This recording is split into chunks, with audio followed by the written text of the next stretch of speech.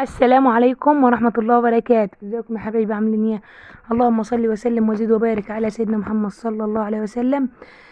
طبعا، اهم حاجة نعملها قبل ما نقول اي حاجة.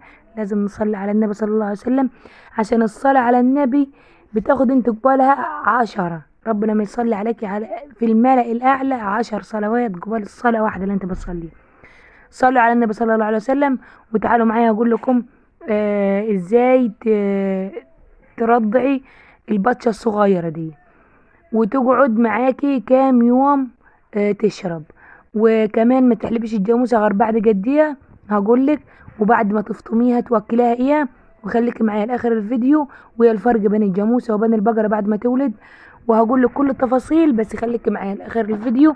ولو عجبك الفيديو او طلعت مستفادة باي معلومة، ما تبخلش عليا باللايك والاشتراك في القناة وتفعل زر الجرس عشان يوصلك كل جديد. اللهم صل وسلم وزد وبارك على سيدنا محمد صلى الله عليه وسلم. طبعا البقرة بتاخد 9 شهور بالظبط يعني، او ممكن ما تكملهمش، بس هما 9. يعني ممكن تولد قبل ما تكمل التسع بأيام. اما الجاموسة بتاخد 10 اشهر، وممكن تاخد 10 ونص، يعني تاخد نص الشهر اللي بعد العاشر. فده الفرق ما بين الجاموسة بتاخد 10 اشهر ونص حامل يعني عشار. اما البقرة بتاخد 9 شهور. المهم يا جماعة، احنا رحنا عند بيت خالي. هي الجاموسة دي بتاعت خالي، ولدت قلنا الف مبروك في الاول، وربنا يبارك له فيها ويطرح له فيها البركة. لقينا امها مش موجودة. دي الطوالة اللي انتوا شايفينها دي بنربط عليها البهايم، اللي هي فيها الحلق دي. يعني فيها الحديدة دي اللي بنربط فيها البهايم. دي الطوالة انتوا طبعا شايفينها فاضية شوية كده، هيجي البهايم وهنربطها مكانها، او اعزكم الله المواشي يعني. فاحنا دخلنا نشوف بنتها الصغيرة لما امها ديها من الصبح يعني، والعصر ادن. فكانت جاعت، فقاعدة تاكل في هدوم يوسف. ويوسف فرحان بها جدا، عاملها ان هي زي اخته، وامال يحب فيها. وجرب يشيلها من على الارض، لا لا تقيل عليها يشيلها. امال يبوس فيها وفرحان بها، يعني كان فرحان طاير. وانا لما لقيته فرحان الصراحه رحت مصوراه يعني. قال لي مصوريني عشان اطلع على اليوتيوب. المهم يا جماعه، ما كترش عليكم الكلام. البطشه دي بتاخد جدية ترضع، بتاخد 40 يوم ترضع، مش زي البقرة. البقرة بتولد البقرة. بنخلي بنتها اسبوع بس تشرب، اول اسبوع يعني ما ناخدش منها يعني لبن خالص، لان اول اسبوع بيبقى سرسوب. والعجلة او العجلة دي ما يبقوا بطلانين، والسرسوب ده بيخليها تقدر تقف على رجليها وتنصب نفسها. ويعني وتتقوى، يعني تتقوى تبقى بمعنى اصح تشد نفسها. فهي العجلة بتاع يعني عجل البقر بياخد اسبوع يشرب وحده، ما تاخدش منها. وبعدين انخدت في اول اسبوع في بهايم، يعني في بقرة على اول اسبوع طبعا كل ما تيجي تغلي اللبن هتلقيه معاكي، يعني عامل زي اللبن البايظ او اللبن يعني الفسدان. فهيقطع، يعمل زي اللبن القاطع معاكي. المهم ده اول اسبوع ما تاخديش من البقرة نهائي ولا تغليه. والجاموسة ما تاخديش منها قبل 40 يوم. هقول لك ايه السبب. المهم زي ما انت ما شفتوا كده، كنت قاعدة احنن الجاموسة كده بايدي، يعني عشان تسقي بنتها. وبنتها ما كانتش عارفة لا تمسك ولا تشرب ولا عارفة يعني اي حاجة. وبعدين من كتر البطل، هي ده يومين مولودة، كانت مش عارفة تسند روحها ولا تقف تشرب. كنا بنمسكها نوديها عند امها وتسيب امها وتمشي عادي. كانت لسه يعني، يا جماعة لسه عذروها، لسه صغيرة ومش عارفة حاجة، عاملة زي البيبي الصغير لسه مولود ومش عارف حاجة. فبتمشي شوية تشرب، تروح ورا امها من ورا رجليها عشان تشرب، مش عارفة طريق الضرة. وشوية تلف عند رقبتها وشوية تلف هنا، زي ما انتوا شايفين كده. لفت وراها، مش عارفة تمسك ولا عارفة تشرب.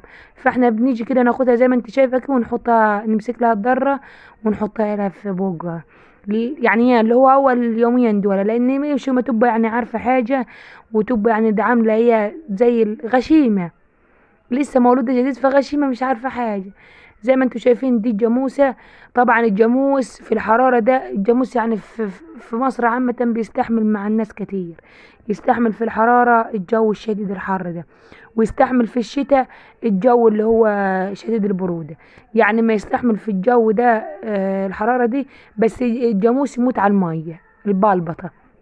فيعني لو انت عندك جاموسة والحرارة شديدة وكده، لو ما عندكيش مكان يعني تسحميها فيه الجاموسة، يعني المكان اللي بتطلعيها بره الزريبة خالص عشان ما تلانيش الدنيا مية، وتسحميها. لو في واسعة وخالة زي الحتة اللي بنربطها فيها مثلا زي الجبل او زي الغط او كده، وما يبقى في عندنا مثلا حنفية او مية بتاعة المطور او مية بتاعة المطور يعني اللي بنسقي بيه، او الدونك او كده، فبناخدها جنب الدونك او المطور، او جنب حنفية لو عندك في البيت وعندك واسع بره الباب، وترشيها ميه وتسحميها في الحراره دي. بتحب تموت على البلبطات جاموس، يعني يحب الرسريات. زي ما انتوا شايفين كده الجاموسه معانا حنت، والضره بتاعتها بسم الله ما شاء الله عليها بعد ما كانت مكرمشه صبت اللبن عشان تسقي بيتها. زي ما انتوا شايفين بيتها كانت بتمشي بعيد، بروح جايباها واحطها عند امها. المهم انا طبعا في عند بيت ابويا ولا عند بيت جوزي ربنا جاموس خالص، يعني ربنا اللي هو الجاموس. فالمعلومات كلها اللي جايبها لكم عن الجاموس جبتها من صاحبة الجاموسة. وطبعا قلت لي على كل حاجة، يعني يعني كل حاجة تفيدنا ان شاء الله هقولها لكم في الفيديو. انا سألتها بقول لها هو انت هتحلب الجاموس سميت عشان اصور كده، عشان في ناس كتيرة طالبة فيديو حليب الجاموس. فردت عليها قالت لي ده مش زي البقرة، طبعا احنا البقرة مثلا اول اسبوع مش هنحلبها نحلبها ونخلي بنتها تشربها، بعد كده لو بنتها شربت وشبعت وبقت تمام، ومثلا سايبه ضره يعني سايبه واحده منهم من الاربعه تحلبيها، يعني دي البقره. اما الجاموسه لا، الجاموسه بعد 40 يوم. زي ما انتم شايفين طبعا ولا كانت عارفه تشرب ولا تاكل، لقيناها بلعه في بقها حاجه واكلها من الارض بتاعه الحوش. كان في حبه تمن واقعه، فضلت حطيتها في بقها، وهي طبعا لما مش ما تعرف تاكل امال تندغ فيها. واحنا ما نقول يعني مش رد، مش عارفه تمسك الضره، او مش عارفه تمسك امها، او مش عارفه تشرب، ودايره تلف حوالين امها تارت في حاجه في بقها. طبعا فتحنا لها بقها وطلعناه. هقول لكم كل المعلومات اللي انا استفدتها من صاحبة الجاموسة دي واللي جات لي عليها. طبعا الجاموس مش زي البقر، مش بتحننيه على بيته. يعني مثلا انت تقعد 40 يوم تسقي بيتها، ال40 يوم اللي بتسقي بيتها فيه دي ما تاخديش منها لبن. دي اسمها مدة التبطيش. يعني ازاي تبطشي اللي هو العدل او العدل البطش بتاع البقرة، يعني الذكر او الانثى ازاي تبطشيه. يقعد يشرب حوالي 40 يوم ما تاخديش منه نهائي، لحد ما ينصب نفسه ويقدر يعتمد على نفسه وتقدر توكليه. لكن اما البقرة تقدري تدي بيتها يعني مثلا اول اسبوع والتاني، وتحطي بعد التاني اسبوع وكده تحطي لها حبة ربيع او حاجة تقطقط فيها، حبة نخالة بس عشان تخشن مصارينا، ما تحطيلهاش حشيش كتير يعني ربيع كتير او برسيم عشان ما تسهلش معاكي. وطبعا برضو البطش زي كده، يعني مش اول ما تفطميه تحط له ربيع وتقولي ده هياكل، لان عمره ما كان قبل كده، فهياكل معاكي ايه؟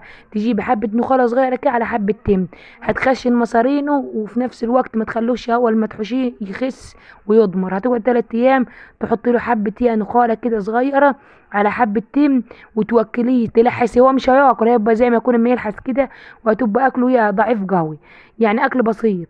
هياكل معاك حبة النخالة ال3 ايام الاولانيين دول لحد ما مصارينه تاخد على ان هو بياكل ويشرب. يعني طبعا مصارينه كانت واخدة على الاكل بس، على الشرب اللبن بس يعني. فمصارينها يعني ايه بدل ما تتوكلي حاجة يعني طرية او كده فيسهل منها.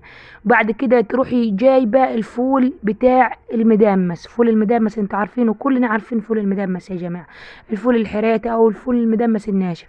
وتروحي بلهله في مية مثلا من عشية، يعني مثلا قبلها بيوم زي لما يكون هتعملي حمص او ترمس او بوح، تبليه قبلها بيوم، وتروحي تطعميه توكلي كل شو يعني في الصبح سفة، يعني حوالي ايه طابق صغير كده، مش هتوكلي كتير ده لسه صغير ومتعلمش الاكل. وفي الظهر توكلي زي كده زي ما يكون هتفطري وتغدي وتعشيه. انت مش كل شويه تمسكي تفضلي توكلي فيه لحد ما يحصل له مساك او يحصل له سهال او ينضر او يتعب او تيجي تلبك معوي. يعني ايه؟ اهم حاجة انت توكليه اللي هو الفول. الفول دوا فيه مواد بروتينية بيغنيه عن اللبن اللي كان بيشربه. طبعا مش انت هتفطميه وبعد شهريا، يعني لو انت حابة تسقيه شوية تاني لو هتربيه في بيتك ومش هتبيعيه بعد 40 يوم، لان في ناس بتبطش يعني البطش كده وبعد 40 يوم تروح بيعاه. بعد شهريا يعني تسقي شهريا لو هتخليه في بيتك، بس بعد ال 40 يوم تاخدي منه بزة يعني.